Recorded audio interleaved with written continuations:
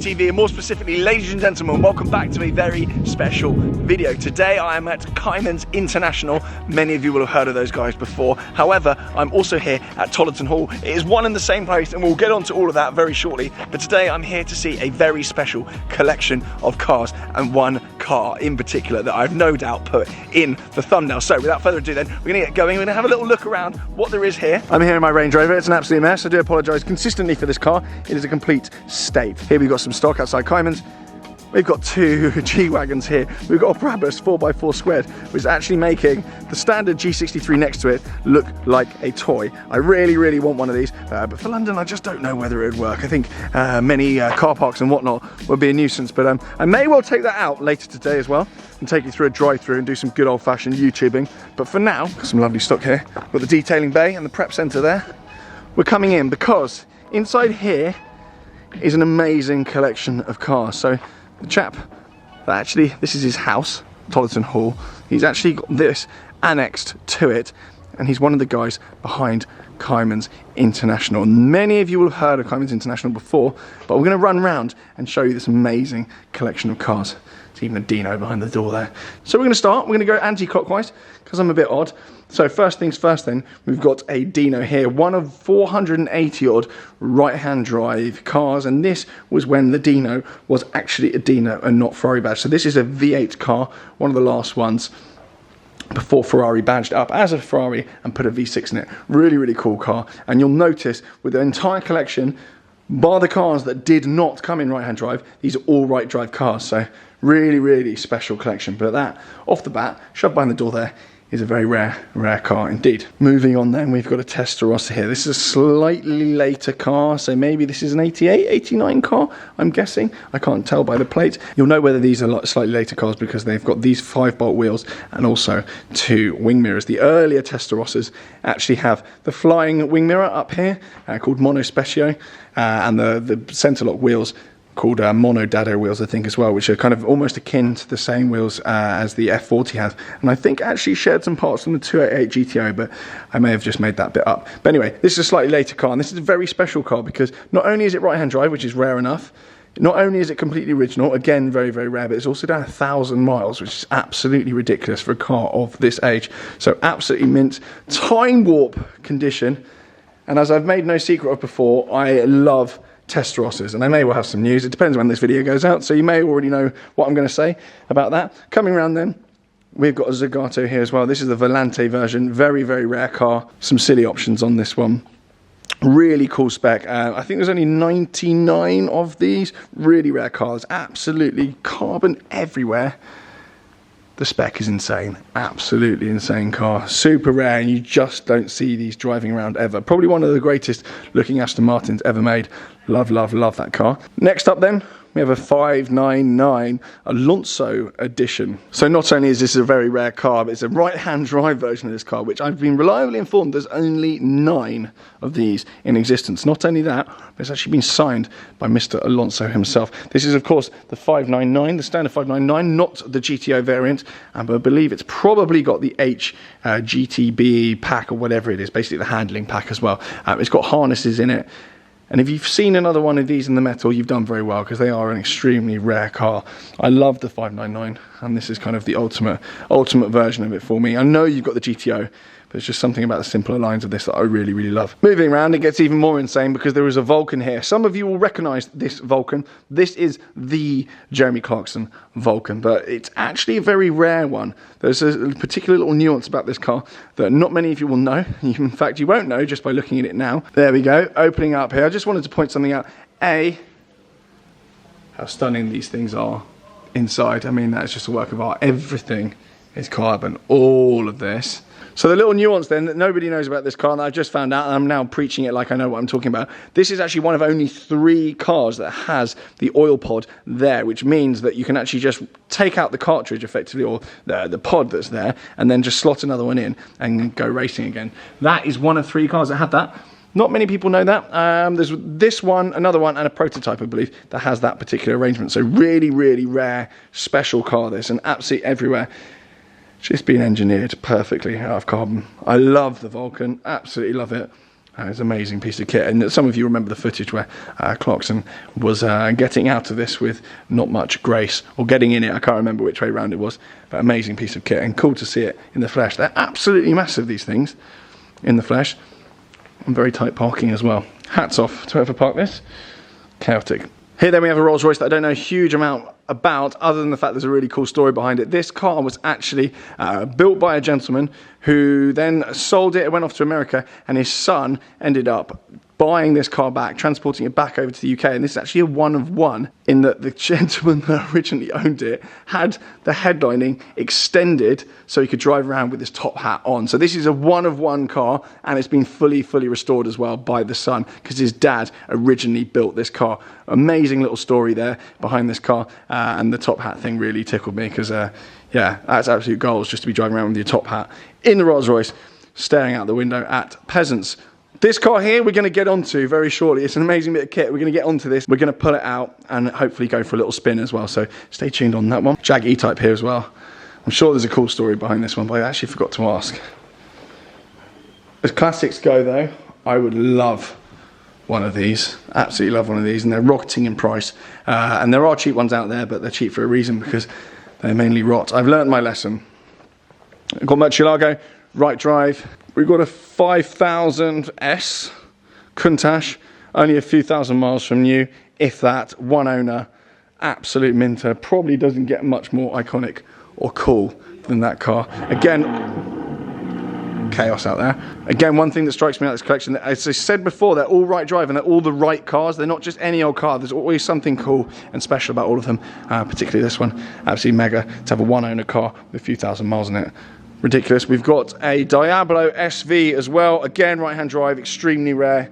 And we've got an Aventador SV as well, slightly more up-to-date over here as well.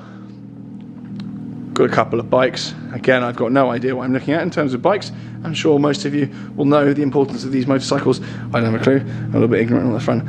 And a lovely little Fiat 500 here behind the door there. Here as well we've got a Jaguar C-Type, built by Sierra. So this is a resto mod car, built I think in 98, something like that. But really cool bit of kit, and a really early adopter actually of the kind of the resto mod scene. Love these as well. That must be an absolute blast to drive. Total chaos. That will get moving in a second as well, because we're going to have to move all these cars to get the Pagani out. And right here in the middle here we have a David Brown Aston Martin. We're gonna focus on that. Don't think I've ever seen one of these on the roads, ever. In fact, like literally ever. Really, really cool car. Really cool. They just don't build them like this anymore.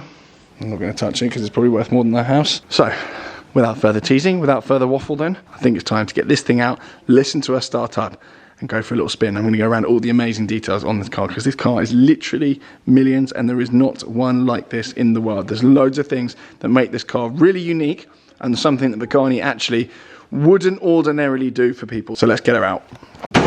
Right, it's car moving time then.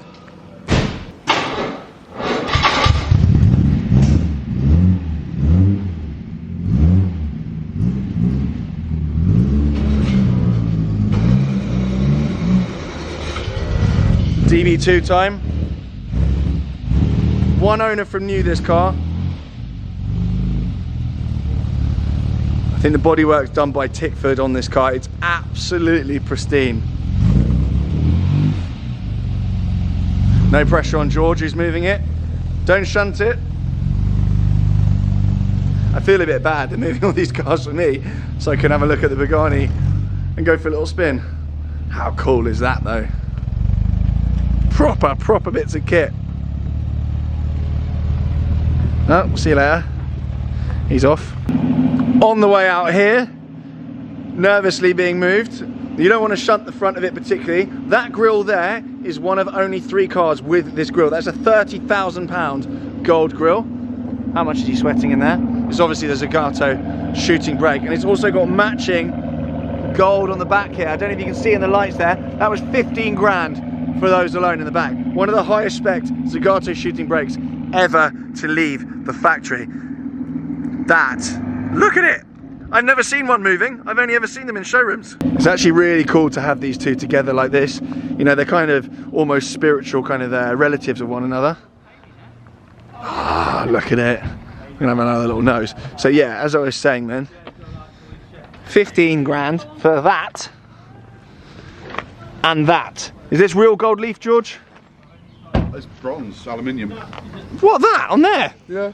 And it's 15 grand? Yeah. I can make that in my shed. I probably could. I don't even have a shed.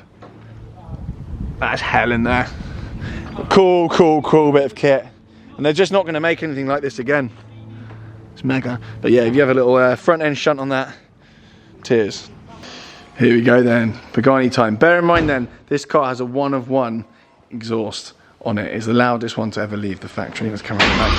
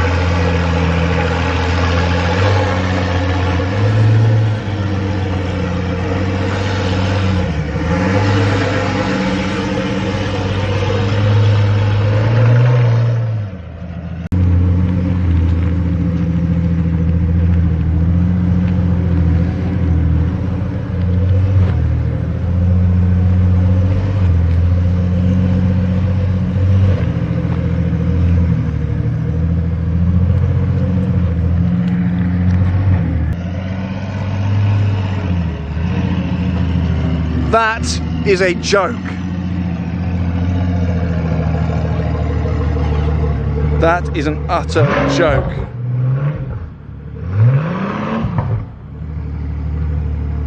My God. You weren't joking when you said it was loud. I thought, yeah, it's going to be a little bit loud, but it's all right. I'll be able to put up with that. I've actually got ringing in my ears. That is unbelievable. And it's really hard to capture the colour properly on this camera. I can see through the screen here, it's totally different to what I'm actually looking at. It looks a bit browner and a bit more orange, but this amazing, amazing copper colour that just doesn't come out. And I've seen photos of this car for kind of a while before I came down here, but it's just so much more different in the flesh. That is a joke. That's a one-off exhaust. Hell. Just gonna remove the back there and have a little look inside. So the paintwork alone on this cost £250,000 just for the paintwork. Horatio Pagani actually really wants most of these cars, if not all of them, to come out with exposed carbon on. But this is, I believe, one of the only ones that the whole car is painted. All of it. So this paint job here, the two-tone, you had to get this specially commissioned. You couldn't just spec one like this. There was quite a faff, and it went back and forth with colour samples. Apparently it took months to get this how it was, but £250,000 just for the paint. Big man himself on the side there. But this car, unlike any other manufacturer, really, I mean, look at that. That's art. This isn't a car really. This isn't transport. This is just art. So obviously you've got the AMG derived V12 there, punting out 750 brake horsepower and 760 torques. 0 to 60, 3 odd seconds. But who actually really cares when you've got that behind your head? It's just ridiculous. Absolutely ridiculous. I'm really struggling not to drop my camera there. That would be a bill that I'd actually just have to run off from. So every little detail on Pagani's is absolutely incredible. And when you hear that this car was just under 3 million quid, or around 3 million quid, whatever it was, you think it's a car, how can it be that expensive? But actually when you look around the details on it, it starts to make total sense. And that's even before you get into the interior. I'm a little bit nervous touching it, to be honest with you.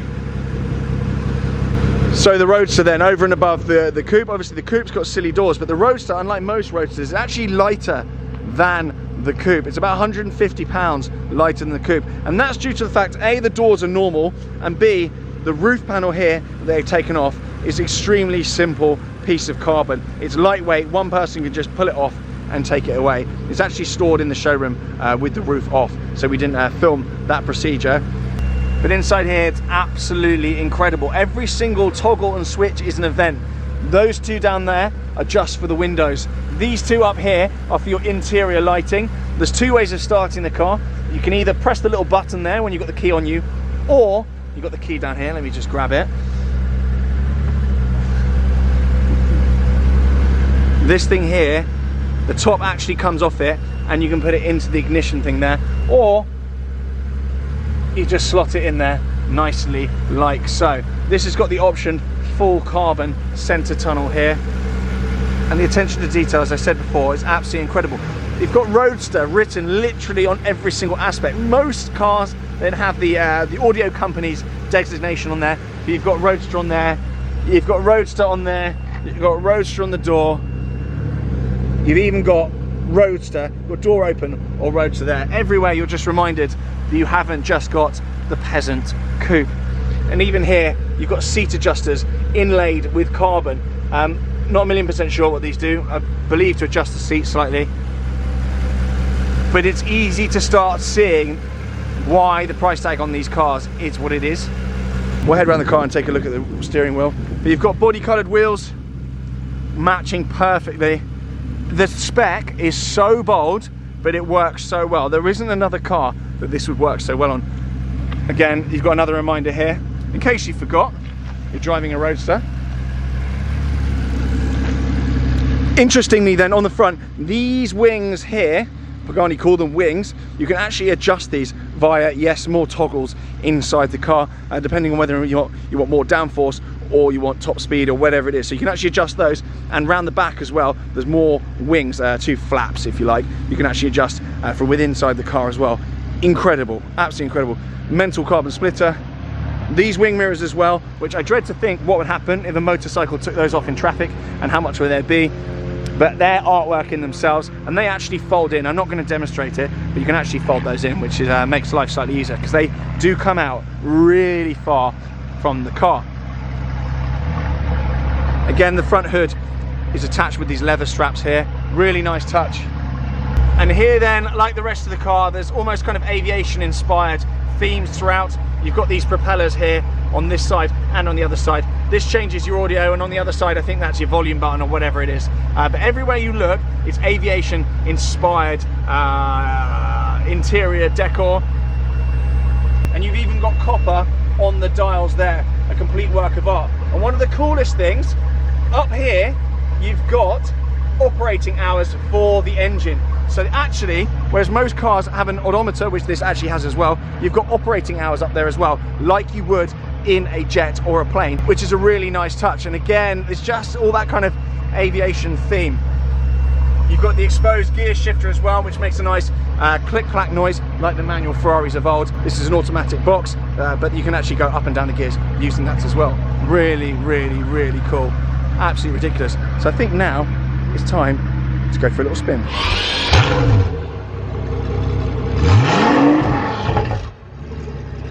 I was about to speak and then I got drowned out. Right, we're going to jump in with Ian then, the owner of this car, and we're going to chat all things cars, past and present. So here we go then. Right, let's go. Let's go then. So then, ladies and gentlemen, this is Ian. This is Ian's car. Welcome to the channel. Have you done any kind of YouTubing stuff before? Is this your debut? I'm so sorry about this, by the way. This is my debut, my acting debut. So I've literally just pitched up, shoving a GoPro in Ian's face, and we're going out in his Huayra Roadster. So we'll get onto some more open roads. We'll get out of the vicinity. So it doesn't rain.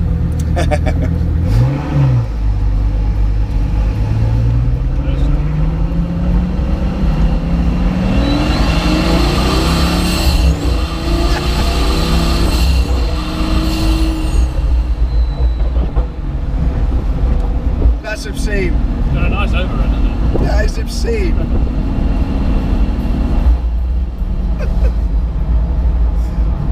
I had planned to have a serious conversation about various things, but I have a feeling I'm just going to end up laughing like a child. So this has got a 1-of-1 exhaust system on it, correct? Yeah. It is the loudest one to lead the vacuum. The loudest one to leave the factory, and I can vouch that that probably is true. These people are just basically seeing a spaceship going past. Some love it, some hate it. The spec is unlike anything I've ever seen. So you had a real kind of long drawn out process getting the spec right, the colour right. Am I right in thinking that the colour matches went back and forth and you were getting kind of little swabs? Reason, I don't think Horatio understood why I wanted a copper car. Or even wanted copper in any way of the car. But I think he got it in the end. So Horatio himself wasn't a huge fan of your idea of spec early doors? It's hard to tell because he's kind of quite nonplussed. I think he liked the idea of doing something different, but he wasn't really convinced. I had a watch with a bit of copper on it, and I kept pointing to my watch. He doesn't speak English, so I think probably got us a bit mad. Probably thought you were bored of him. I like I just like copper. I think it's a nice colour. It's kind of not garish like gold. It's kind of smooth. It's kind of warm. Yeah.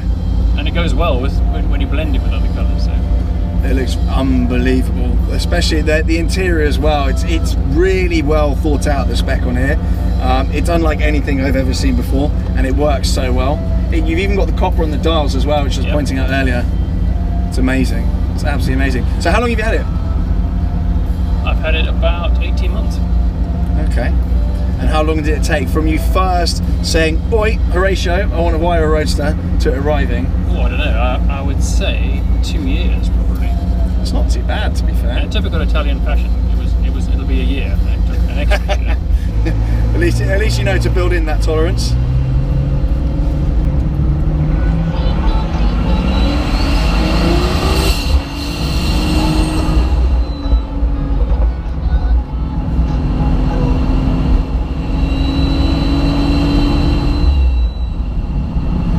We're just hoping it doesn't rain.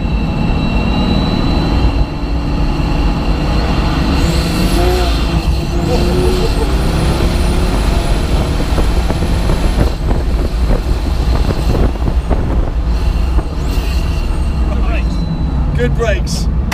If they were Lambo brakes, we would have just rear-ended the GLE.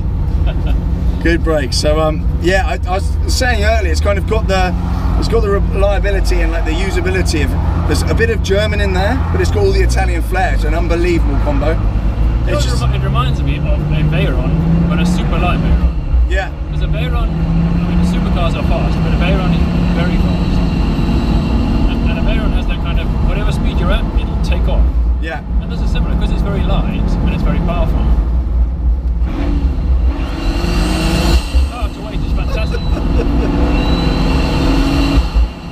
And I was saying earlier, these are actually lighter than the coupes. Usually it's the other way around, but because this has got no roof mechanism and normal doors, it's lighter than the coupe. So it actually should drive better than the coupe even. Bonkers. Well, the reason it's almost twice the price of a coupe is they kind of redesigned it from the beginning. Yeah. It's the same, but it's a different car. It's not like a coupe that's been cut. It's a brand new car. That's insane. Everywhere you look, it's just amazing. Nothing has been skimped on. You know, in most cars, you look at stuff and you think, that was a Friday afternoon job, or they cut costs there. Here, absolutely everything. It's like a Swiss watch, all of it. Even the fog lights, it's an event. It's crazy. We skidded earlier because the tyres aren't hot. It's got very not slicks, but sort of like slicks.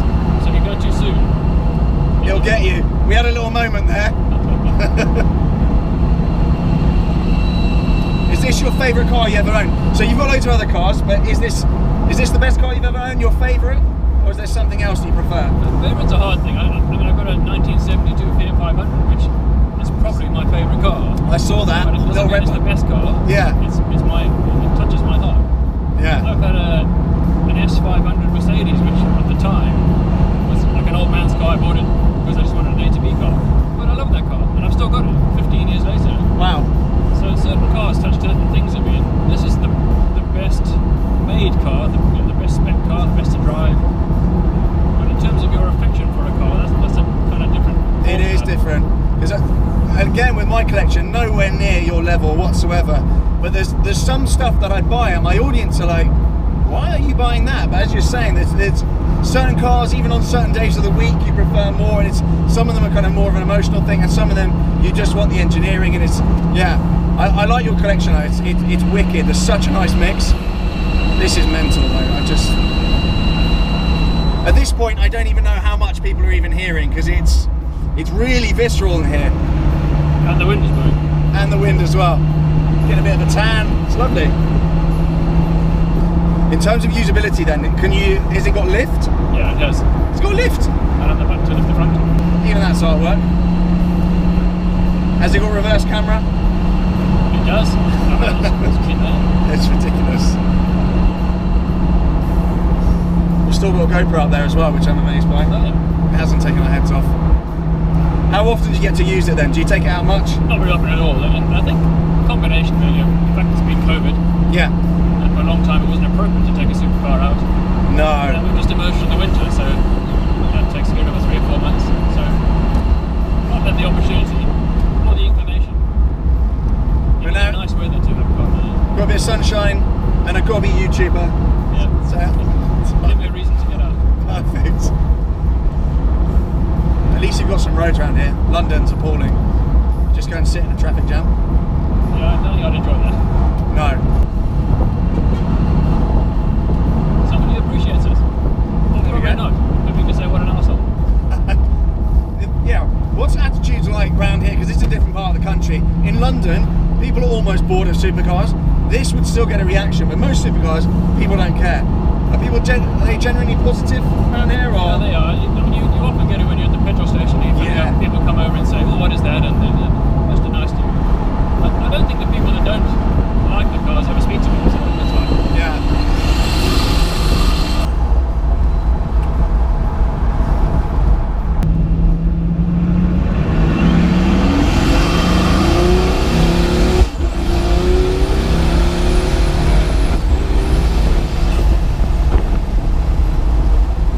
That is a joke.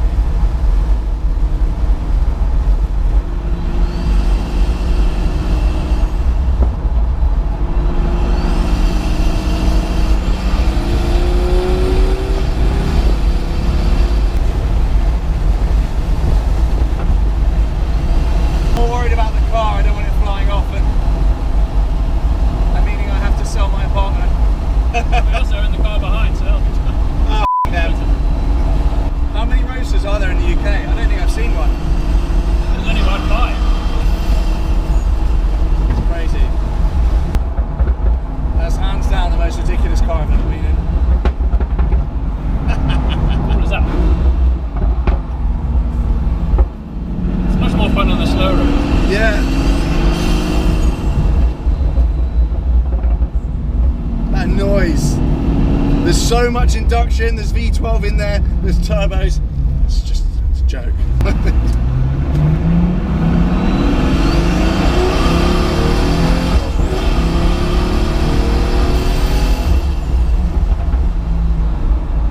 Gear shift is violent. So what's next then? Anything on the shopping list after that? Are you done with cars now? I think I fancy a Zonda, because I think although the Zonda's not as nice a car to drive, and it's obviously this is a refinement of the Zonda. Yeah. The Zondas are special, and they kind of have a magicness about that. I think there's things about the Zonda that I think the design is better than the Huayra. Yeah. Things about the Huayra is better, but I think the Zonda is a special car, and I think it kind of defines Pagani. So if I've got a Huayra and I'm that impressed, maybe I should have a Zonda too. I think a Zonda would be a good idea, he says. I mean, the market on those is just red hot though now. You can't, they're so hard to get hold of. Yeah, they're many millions of pounds. But the thing about Pagani, which is good for people that own them, is they do go up in value. Yeah. Not like most cars. Yeah, tell me about it. So yeah, I mean, this car, you know, you're driving around, if you ever get bored of it, there's a queue of people that want Huayra Roadsters, because they only made, what, 100 of them? If that? There's 100 total. I think 20 are right-hand drive or somewhere around there. Gary will know better than me. Yeah, super Lindsay car, and as I said, there's a waiting list of billionaires that just want one of these things, and they don't really come to market that often, so you can almost, you know, someone out there will want this car, so it's not free motoring, but it is by the time you come out. It's bonkers. that end of the market's crazy. I'm aiming for that one day. Sell some more protein shakes, I think, for that. Buy some Bitcoin. Buy some Bitcoin. There we go. I've got some, but I didn't buy enough. That was my issue. Never know. Yeah. People were saying that 2 years ago, and they bought enough to make them millionaires now. That's true. That's true. Ethereum's gone mental recently. ADA as well. All these coins. It's all just gobbledygook to me, but crazy. Have you dabbled? I have a few Bitcoins, but I didn't buy them a few years ago, unfortunately. I'm surprised how comfortable it is. Yeah, it is. The suspension, I don't know what the hell they've done for some sort of magic, but it is smooth to drive. Considering it is pretty much a racing car in the back, Yeah. it drives, it feels so nice. Yeah, I had you've got an Aventador SV.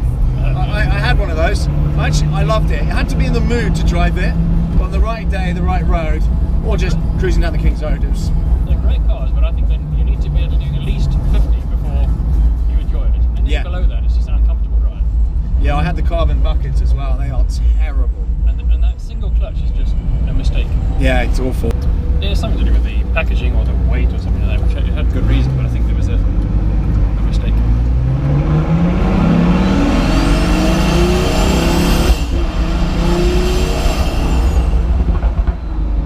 That noise is a joke.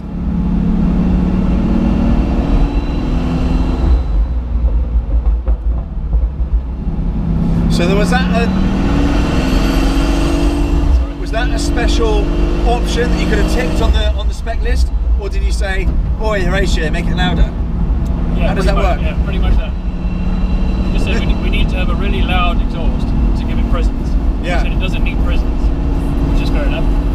But it just sounds nice, doesn't it? That's what's missing with electric cars. Yes. Everything's great about them, but they just sound wrong. Are you an electric car fan? Have you got any? Are you going to get any? I have a smart car. Okay. I bought to kind of trial what it's like to live with an electric car, and the car just as an A to B box is actually fine. Yeah. But as an experience, I actually prefer to go to a petrol station Yeah. and buy a coffee and come out again. Yeah. You and me Fiddling both. around with cables and getting an extension cable, and then it's in the rain, and then leave it for 12 hours. And Yeah. We're not there in the UK yet. It's not a thing. I don't see how it can be until they can do some sort of cable-less charging. Yeah. Because you can't have cables everywhere for every single person. And parking on forecourts, wireless charging. Yeah. They're working on it, but That would work. I think we're a while off yet. It'll be nice though when roads are full of people that just want to drive, like that lady there in a 2-litre Tiguan or whatever it is. If she's batting around in an electric car, and you have two categories of cars. Even like you and I that love cars, electric cars are daily, and then toys. Be quite nice, particularly for people living on busy roads. You kind of get a good sense of, obviously, you get to the factory and see how Pagani operates, and you get an idea of why everything is as nice as it is, because it's not a kind of mass-produced car. Yeah. Even though, Aventadors and things aren't mass-produced, but they're made by corporations. This is made by a man who has a specific vision and a specific artistic talent. You can tell. You can definitely tell it's not churned out. It's it's put together, and you can tell he's looked around the car, and he's actually personally overseeing what's going into it. It's amazing. Little things like the lights and stuff. Everything is Turning on the interior lights is it's an event.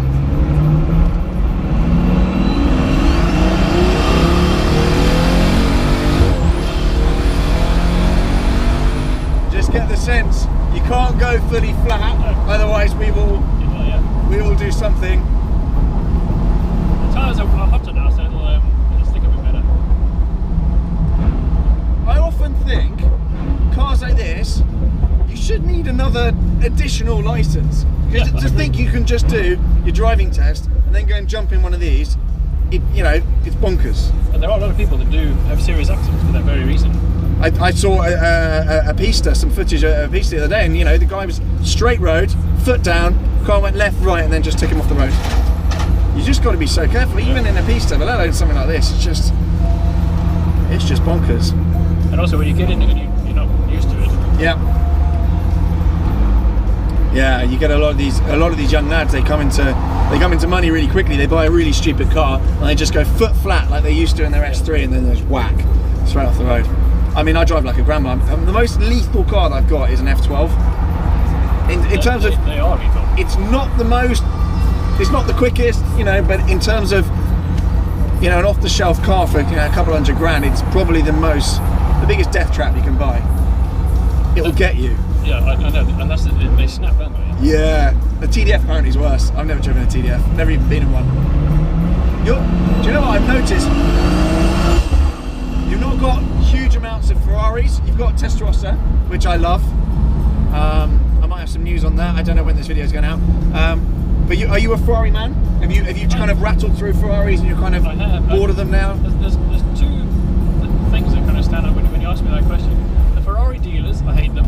Fine, I get that as well. I kind of hate them as well. I just find them painful to deal with. Yep. And the Ferrari company itself is kind of arrogant, so it's almost like they're doing you a favour allowing you to buy one of their cars. Yeah. And I don't like that feeling. Yeah. But the cars themselves, they're very, very good. And a Ferrari is a nimble car that, if you get the opportunity to drive it on a good road and a good time as well, then they are fantastic. Yeah. There we go, we got some fans there. They're appreciating it.